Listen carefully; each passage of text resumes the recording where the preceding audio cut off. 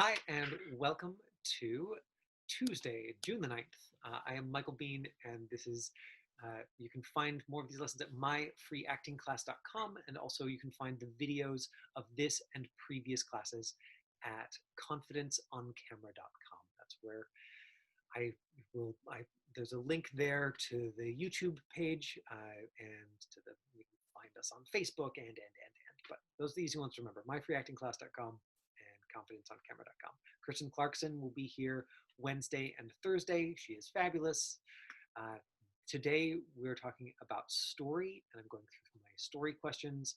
We're going to do a breakdown of a short script involving a tween girl, so a girl who is written as 12, which means the actor is probably going to be 13 or 14, and her dad, uh, presumably the dad is going to be sort of 30s to 40s, late 40s, depending on what kind of show they're looking at.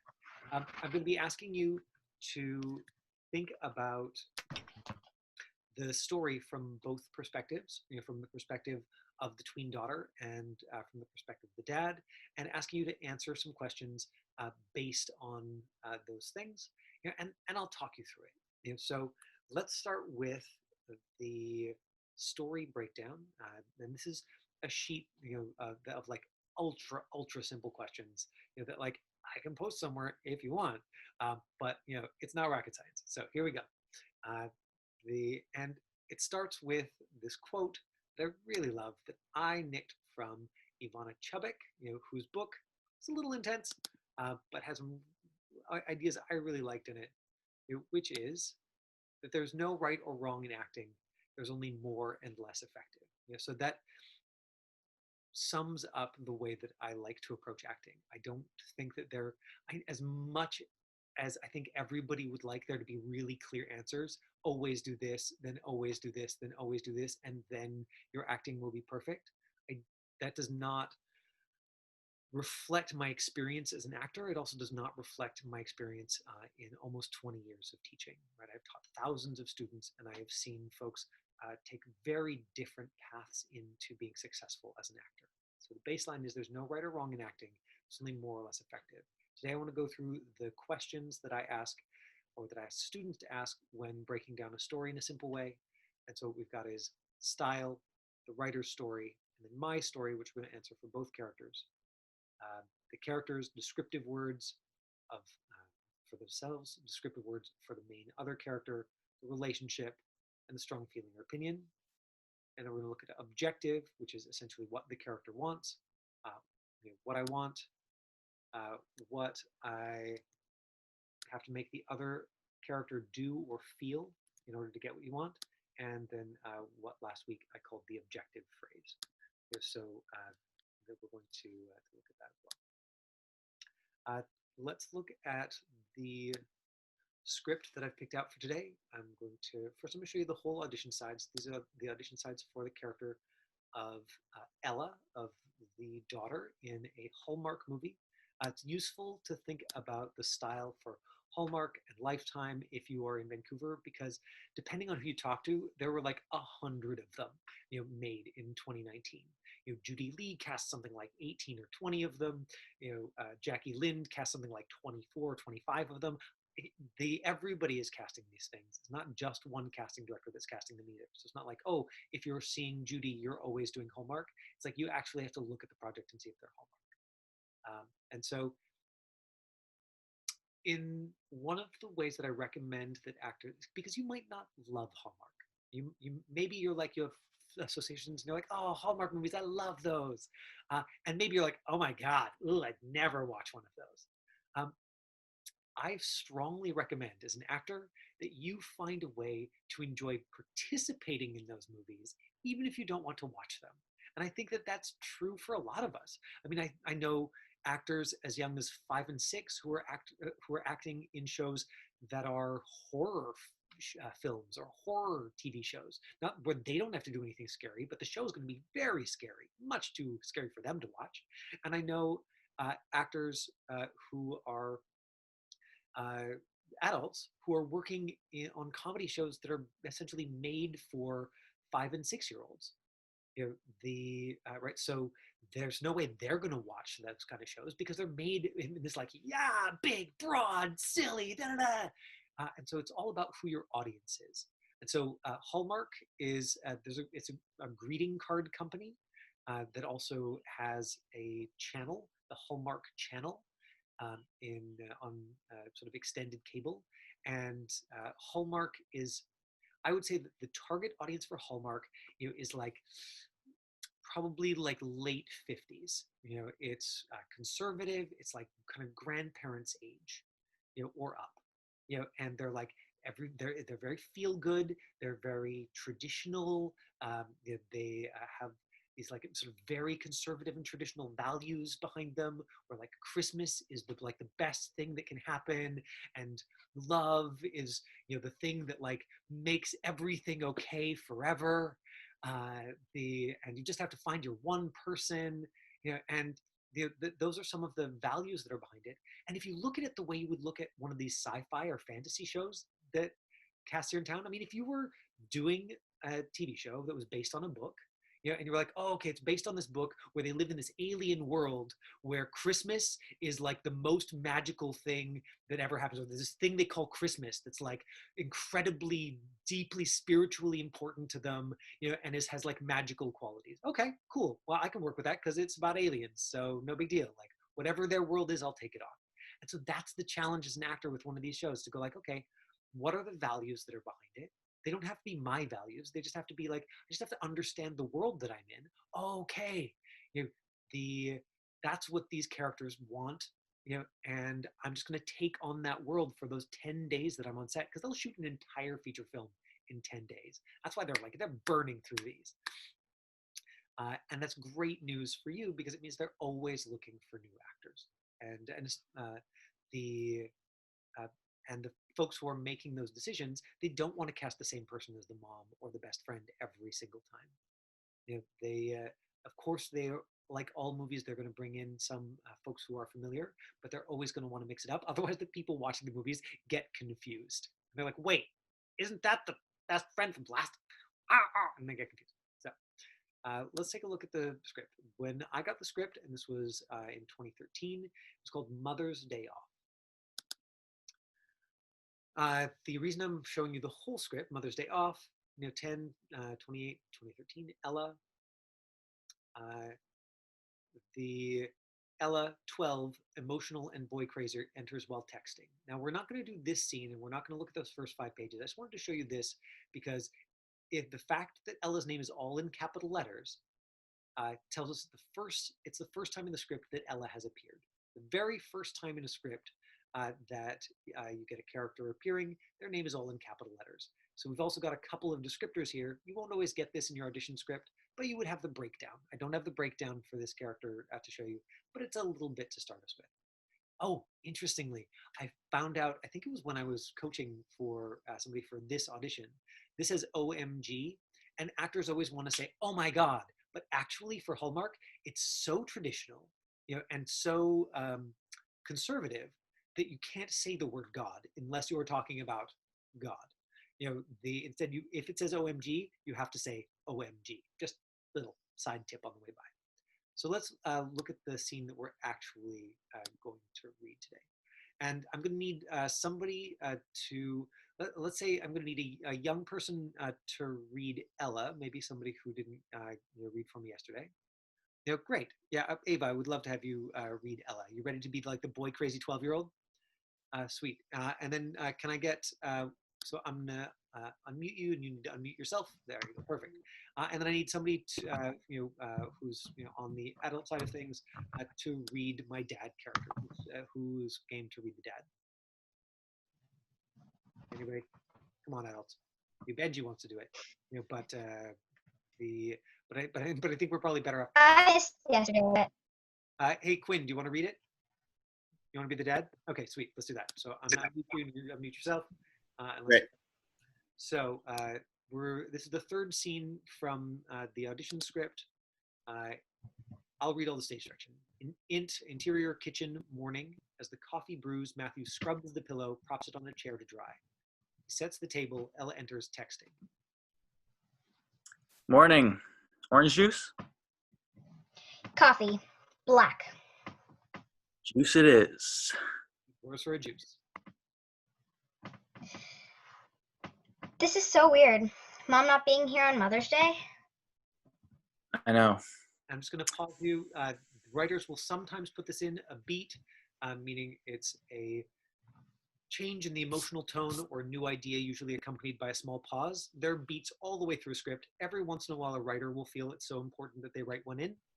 I think it's when you see that in a script, it's important to at least try it on.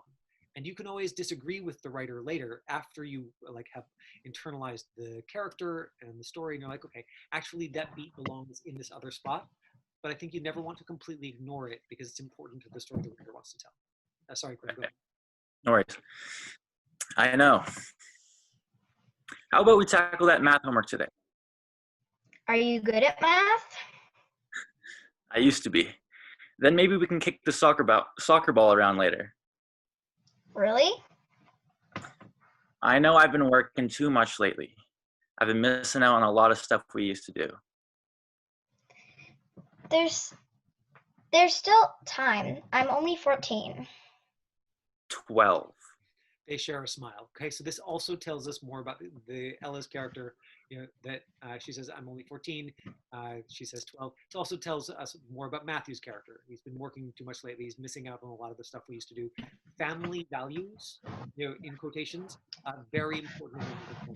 Meaning that like your family is the most important thing. There's a lot of these stories revolve around somebody who's like you know.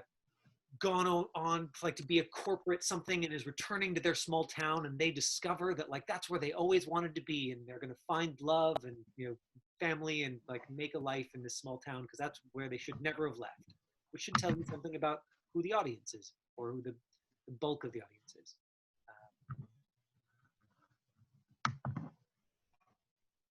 Quinn?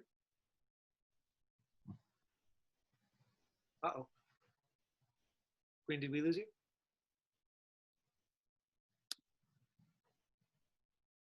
Oh, somehow you're muted again. Sorry about that. Not sure how that happened. We back? Oh, we're back. Here we go. Sweet. Okay, there we go. And I was just muted there. All good. And so from here? The days are long, but years are fast. Mom says that. Yeah, I just never realized how true it is. Hey, how about pancakes? You know how to make pancakes? There's always a first time. Come on, I'll show you. Ella starts taking out ingredients. She picks up a hideous clay butter dish. I made this for her last Mother's Day. I can't believe she kept it. Brandon walks in, half asleep, makes a face. Me either. What about your ugly pot holder? She still uses that. Ella takes an ugly pot holder out of the drawer. Brandon takes a clay three-legged rooster from a shelf. Your three-legged rooster, need I say more? Ella opens the fridge. We're out of milk. We should call Mom. And then we've got these crossed out lines. I don't think she's going to drive back from Napa to bring you milk. Napa is in California, which you could find out in Google Maps, just like that. I meant call her and wish her happy Mother's Day. That's a great idea. It's early. Maybe we should let her sleep in. She never sleeps in. They've skipped all that for Ella's audition. Ella dials the phone, a long beat. She's not answering. Good. So, and then we've got Laura, all smiles, in last night's clothes, wheels his room service cart through the lobby, interior holy morning. And we'd read this crossed out part, so that we got more information about the script. Always read the crossed out parts because it just saves you from guessing. So we've learned this writer really likes writing beats. So you might find when you actually looked at the script that like that was a few too many. You're like, you know what? We're gonna give like one good long beat there, but we're going to. I'm going to prioritize one of these beats, and we're not going to do all of them, or we're going to let some of them be smaller. That's up to you when you're doing interpretation. Okay, so the place that I usually recommend starting is with the style. And so let's go to IMDb and check out the style for this. Okay, now when I searched up Mother's Day Off, I found nothing. So I had to be creative and put in Mother's Day Off 2013, and then I found Mom's Day Away. A frustrated stay-at-home mom takes a weekend away when her family ignores her over Mother's Day. And just looking at the poster should give you a sense of the style, right? There's the kids, you know, there's the mom.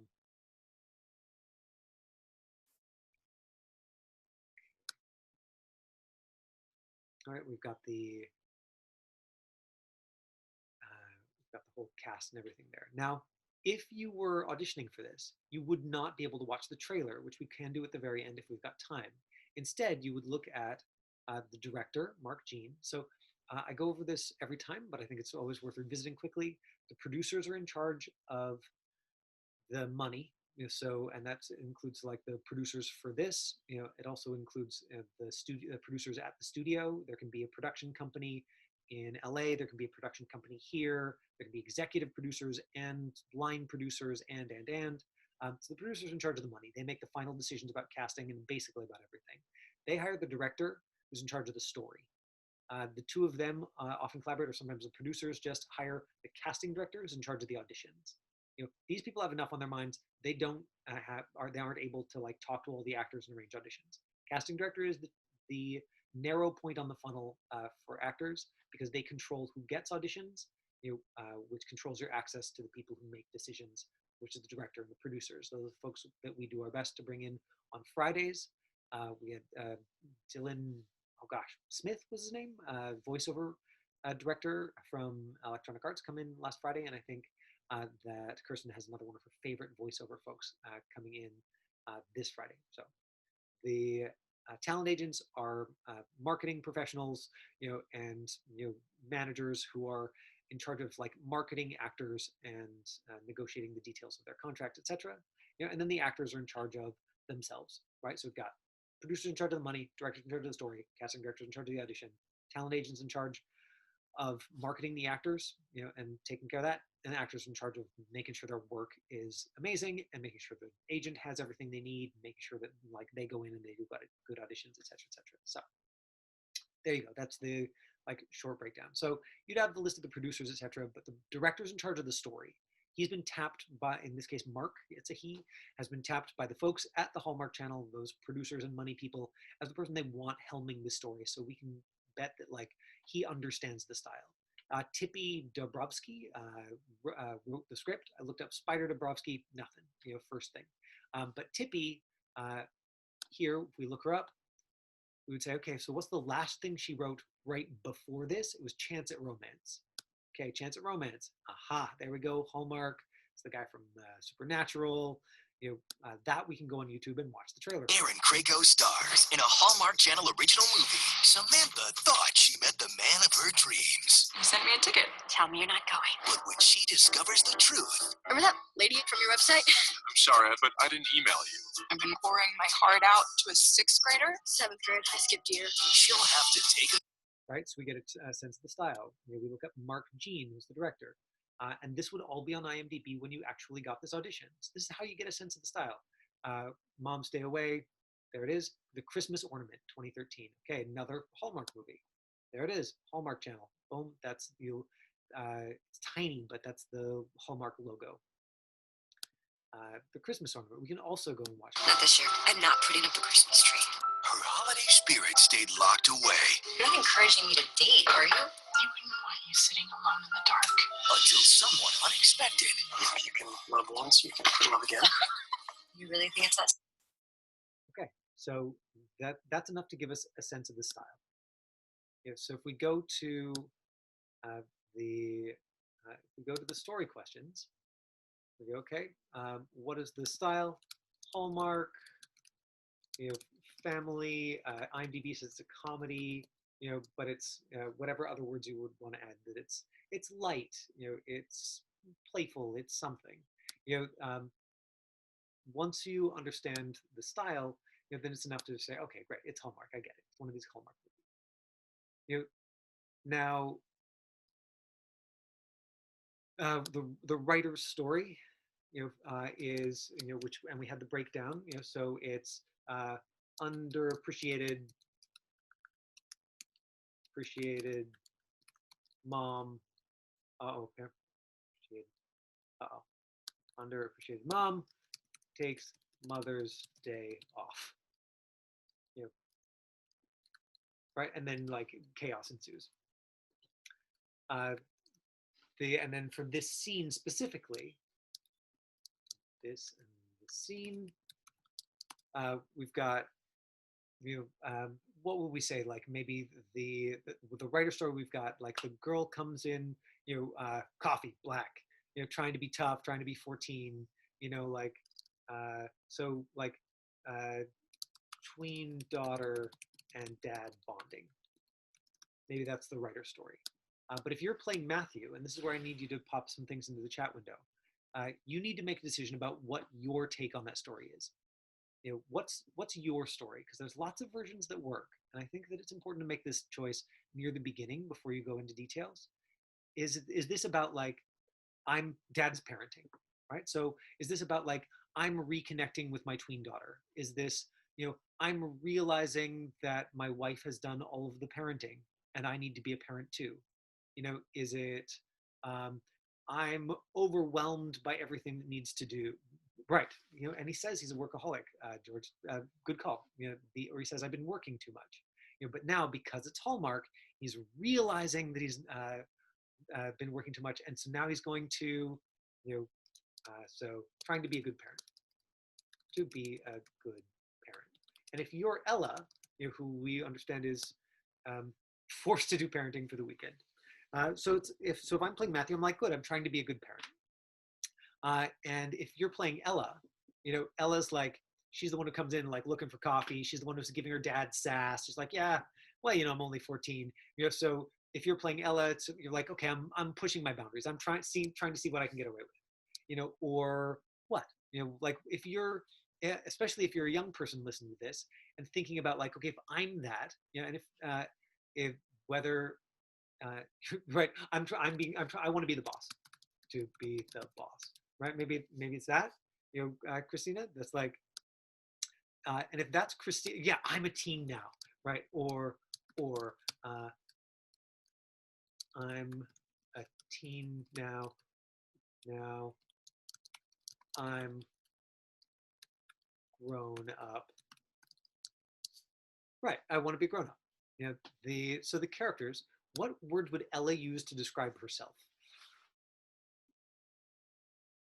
Right, so not the way that Ella seems from the outside, to us reading it, but if you're Ella, she doesn't obviously think of herself as, boy crazy, maybe here, mature, right? If we're going with like she wants to be grown up. What else?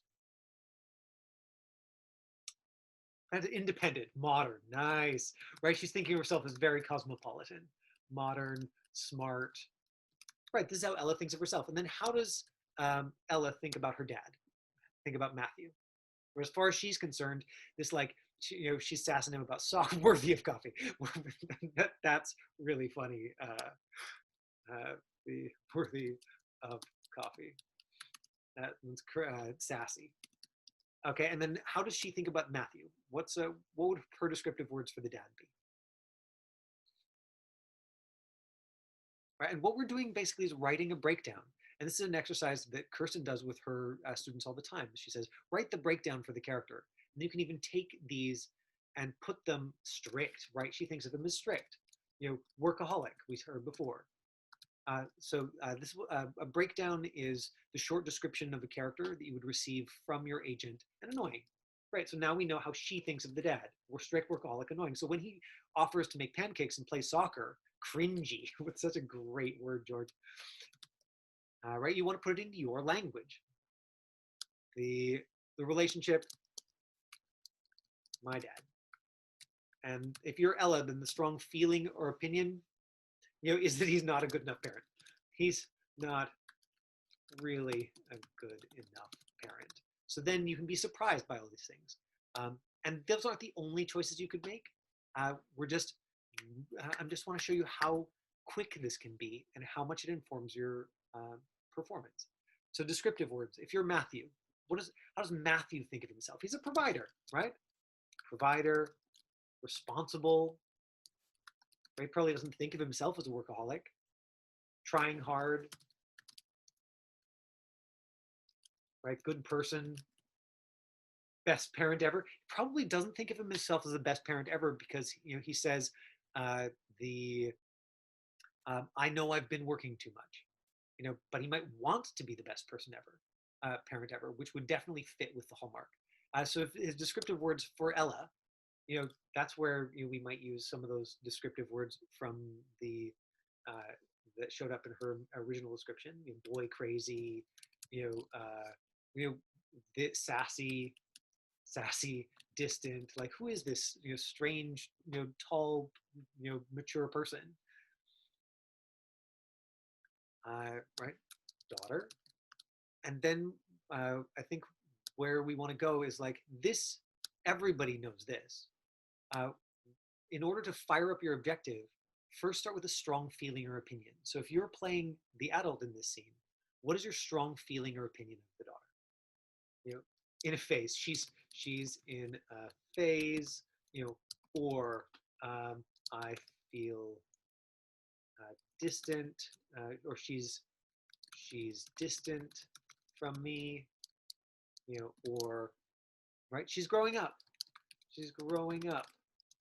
and I'm just noticing, right? Which again, if you were in class, I would say, okay, then follow it. Just can you follow she's growing up into whatever the strong feeling or opinion about growing up is?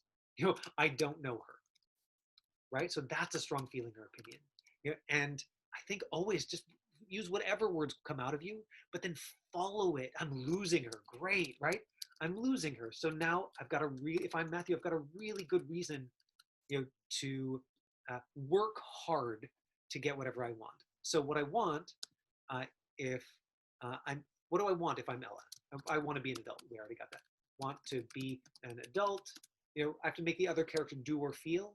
Okay, so if I want, dad to like take me seriously, or know how mature I am, then maybe I want dad to relax, or I want to make him get me a cup of coffee, but I want him to take me seriously. Okay, and then again, if you were in class, I would say, trust me. Great, trust me. And then we would follow that into an objective phrase of, I'm 14. And basically this is where it turns into this phrase, is like a few words, emotionally charged, contains everything we've done for you so far. So you can just write it on the back of your script.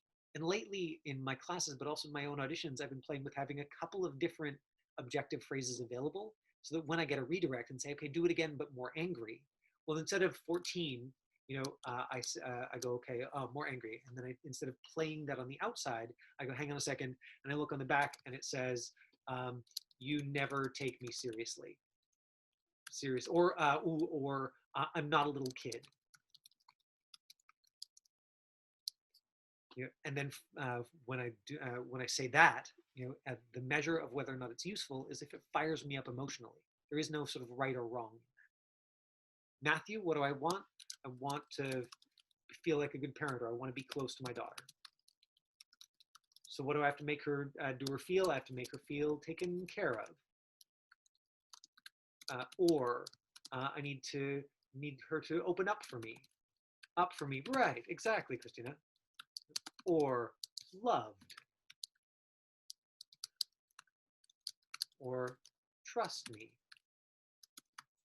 All right, and so the objective phrase is like, I got this, or if I wanted her to like, feel young, thank you, Hannah. I'm probably just gonna take another couple of minutes to wrap up. Or I'm here. I'm here now for you now. Yep. Or come on, let's have fun. Right? If I want her, to be younger, to like, come on, let's have fun.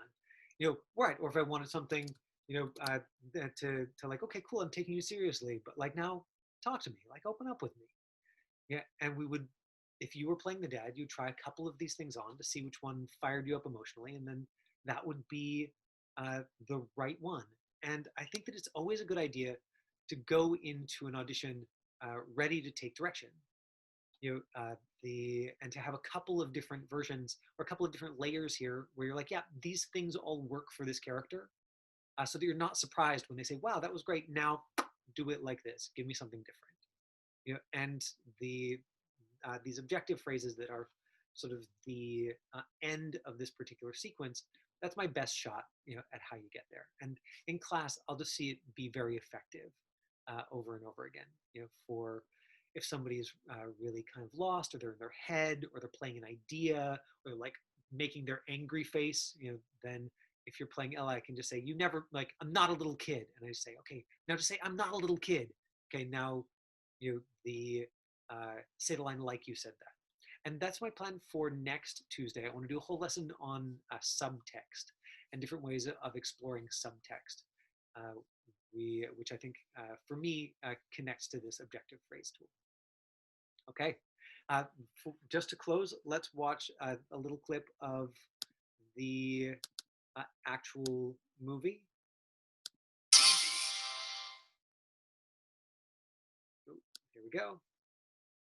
And never mind. And okay, it doesn't want to cue itself up. Here it goes. So this is the trailer for the actual Mother's Day off, or Mom's Day away film. Laura Miller, she's about to have the mother of all meltdowns. Oh, I'm taking Mother's Day off. Now, Are you ready to be pampered? this mom is stepping out I could get used to this. until her family pitches in. This is so weird. Mom not being here on Mother's Day? Right? So there's the little, that little piece, is from the scene that we just saw and made it into the trailer. So the top level with these Hallmark movies, if you can just find a way to understand that world so that you can play inside of it, it can be good money. It can be a great experience on set. They always need new people. There's like 100 of these, casting in Vancouver, or at least there will be once things open up again. And sometimes it takes just being a little bit creative about finding your in. Okay. Thanks for showing up for today's lesson. Same yesterday. I'm going to stick around and answer questions, but right now I'm going to try and figure out how to give you all power to unmute yourselves, so that you can unmute yourselves and say bye. There you go. You can unmute yourselves and Bye. Thank you. Have a good one. Catch you later. Bye. Bye. Bye, Grace. Bye, Ella. I have a question. Oh, good. Hit me, Ava. What do you got? I was here the last couple of days. I wasn't here for the last couple of days. Did I miss anything? Yes, tons of brilliant material that you could probably go and watch the videos on. Like, I don't know, we're covering. You mean, like, was there anything that we covered that was like super specific and kind of necessary to understand today? Yeah. I think that we're trying to make each lesson so that it stands alone, and so that you can come for like whichever ones you can. And if you ever wanted to, the videos from these lessons, you can find the link at confidenceoncamera.com. You can watch like yesterday's lesson. And if you go to, I'm just going to mute everybody because of the background, but you can still unmute yourselves. And if you go to screenactingschool.com, then you can find a link to Kirsten's videos. And so you can always watch the ones that you missed as well, if you want to like make sure that you're totally caught up. Yes, George, please. Oh, hello. Yeah, just a quick question was, how long would you spend sort of creating this kind of analysis for preparation for an audition? Because obviously you may have like a lot of time or not a lot of time, but obviously you need to be, practicing for the audition itself. So how long would you personally say to like carry out this analysis itself and not get too caught up in it? I mean, that's why I've got it down to 9 simple questions for myself. Yeah. Sometimes I've done this while driving out loud, from between home and where the audition is. And then I'm like, oh yeah, like I teach this. I should know this. I got to go on YouTube and watch a little clip of this show. But the first, hour or more I put into, okay, I'm just engaging with the text and I'm getting it into my body in a way that I know how to do good acting with. Um, and I'll go back and forth. Again, I don't think that there's a right or wrong. There's a more effective and less effective. I know actors who are like, I would never start rehearsing until I've spent an hour doing this. And that actually works really, really well for them. I know that if I spend too much time doing analysis first, I think I get so overthinky about it that then it gets in the way of me looking at the other person and listening to them and engaging with them. But I think that this is something I do as a teacher a lot, is I give complicated answers to simple questions. You're like, how much time is the right amount of time? And you want me to just say like half an hour. Always spend half an hour, George. But really, what I gotta say is like, try 10 minutes. And then if that totally works for you, put in 25. And then if that throws you after game, go back to 10. Because you're the only person who can decide. And I think by paying attention to your work, what is more or less effective. I will say that skipping it entirely can be problematic, especially given how casting directors, the ones who've come in over the last couple of months, have said it's so important to understand the style. It's so important to understand the tone. It doesn't take more than a couple of minutes to get that. Amazing. Thank you. Thank you so much. Incidentally, I've got a couple of spaces in my Monday night adult class right now. So again, you can find that link at confidenceoncamera.com. But if anybody wanted to come and audit that class on 6 to 8:30 on Mondays, and then you get to like workshop scenes and get notes from me specifically. So. Sorry, Michael, is that on Zoom, those classes? Yeah, it's on Zoom. And so you can do it from wherever you are. And just send me an email and I'll send you a link, and you can come sit in and watch what we do and see how that feels. More questions? Yeah, Bullock, please. You're gonna have to unmute yourself, sir or ma'am. Or were you just putting up your hand because you could? Bullock. This is what happens when people do. Yeah, type the question. She's typed the question into. Oh, she's typed the question. Great, thank you. What tips would you have for more effective listening, connecting well another character is talking to scene? Your reactions. I see. Thank you so much. Okay. Thanks for catching that on that. It's a great question because listening is so important for a character.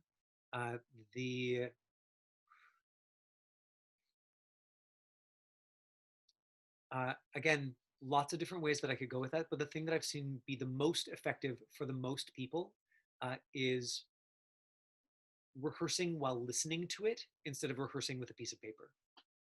For most actors, once they make the shift to recording the other person's dialogue and then doing it out loud while like listening, then I think because you're then rehearsing while listening, so you're rehearsing the thing you want to do when you actually perform it or tape it, it makes a huge difference.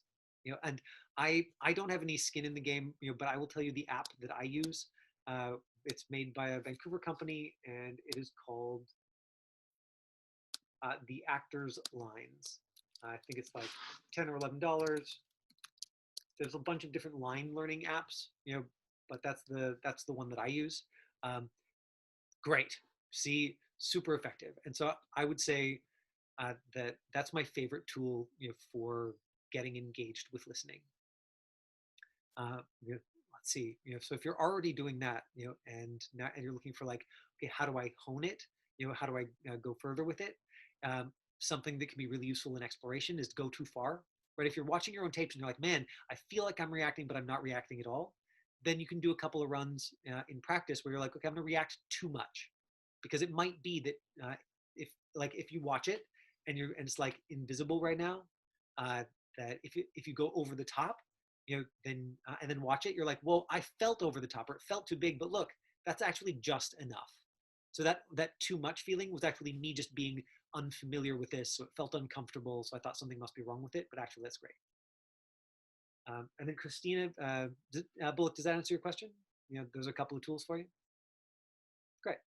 Christina's question is, how do you focus or practice your lines in an audition room if there's a whole lot of people auditioning? Well, I don't think you really practice your lines in the audition room. But I will say that when I go into an audition, I bring a hat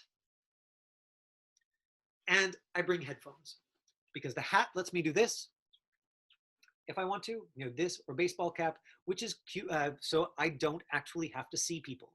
So I control what I'm looking at, because I know, for me personally, and again, there's no right or wrong answer here, but I know that for me personally, I'm very sensitive to other people's energy, and I'm a very polite person. So if I see people I know and they're like, "Hey, Michael," I want to be like, "Hey, I know, actually, I feel really weird now because I just needed to focus. Oh God." So I'll bring a hat and I'll put in headphones, because even in extremely polite Canada, this is cue for, I'm not available to talk to you right now. So, so if I walk in with my hat and my headphones, even if somebody like totally breaks that social rule and is like, "Oh, I'm going to try and talk to you anyway," I've got the headphones and I can just be like, I'll catch you afterwards. And so that helps me in the audition room. The other thing about having my headphones, because for me, because my audio cut out. So I'll have the hat and the headphones, because that's code for me for I'm not available for talking right now. Even in like super polite Vancouver, people usually won't mess with you, and then you can catch them afterwards and love them up afterwards. If some people really love to talk before an audition, and that calms and settles them. That's not me. And I had to learn that the hard way by messing up audition after audition after audition, by like making polite chatter with people and then realizing that I just absorbed a bunch of their anxiety. Okay. So that's the other thing is that because I've used that app, I won't like rehearse my lines out loud, but on the headphones, if I really want to like focus on my lines, and ideally I'm at the point with my lines where I don't have to do this in the waiting room, but if I need to, I'll put in the headphones and just listen to the other side of the lines and just kind of like sub vocally go over them for myself, so they're like top of mind before I go in. And again, if I have a conversation with somebody, even somebody I'm really excited to see, that can throw me off. But I would say that I do my best work when the most important thing to me isn't, "Oh God, got to remember my lines, got to remember my lines, got to remember my lines." Like, I don't do my best work there. Sometimes we have to, but oh yes, I did pull it over my eyes, Linda. Right, so I just pull it down, not completely over, but just like this, or I'll wear a baseball cap and just like tip it down, right? So I'm controlling what's in my field of vision, while also controlling what I'm hearing. So the last question here is, how would you submit your demo reel for scene work? It's too big for an email. In case you mentioned using nothing with a download, so what would you suggest? I would suggest using an app like Handbrake or MPEG Streamclip, both of which are free apps you can get online.